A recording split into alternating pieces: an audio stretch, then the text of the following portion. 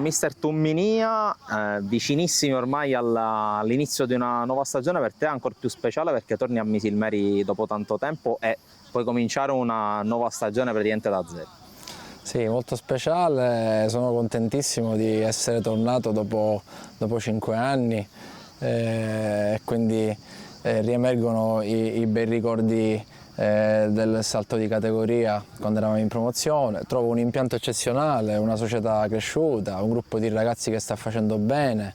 Abbiamo fatto delle scelte oculate dal punto di vista delle persone, del carattere, oltre che non sottovalutare quello dei giocatori.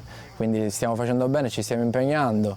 È la settimana importante perché appunto domenica ci sarà questa prima partita di Coppa che comunque ancora è un po' calcio d'estate, dove si comincerà a fare sul serio allo stesso tempo.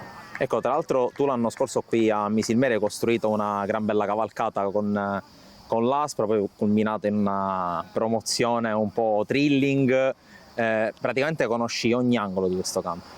Sì, non per caso avevamo scelto questo campo con la società dell'Aspra. Io vivo a Misilmeri da 12 anni, mi sento un misilmerese al 100% e quindi sono orgoglioso di allenare questa squadra, non vedo l'ora di riabbracciare i tifosi, c'è entusiasmo, la campagna abbonamenti va a gonfie vele e quindi speriamo di iniziare nel miglior modo possibile. Ecco, si comincia col ormai classico derby di fine agosto col Marineo, tra l'altro per te gara da ex. Su cosa punti, al di là magari di quello che può essere l'obiettivo del passaggio del turno, in questi primi 180 minuti ufficiali?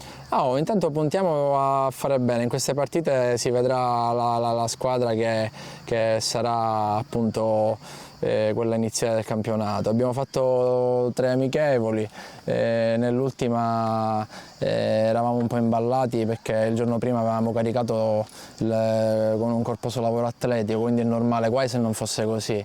Quindi già da domenica avremo sicuramente, attraverso questa settimana tipo che faremo, le gambe più sciolte, la testa libera, i ragazzi sono molto uniti, affiatati, mi seguono alla grande, nelle partitelle c'è agonismo sano, la giusta competizione, quindi in questi 180 minuti mi aspetto di vedere insomma gran parte delle cosette che stiamo provando in allenamento.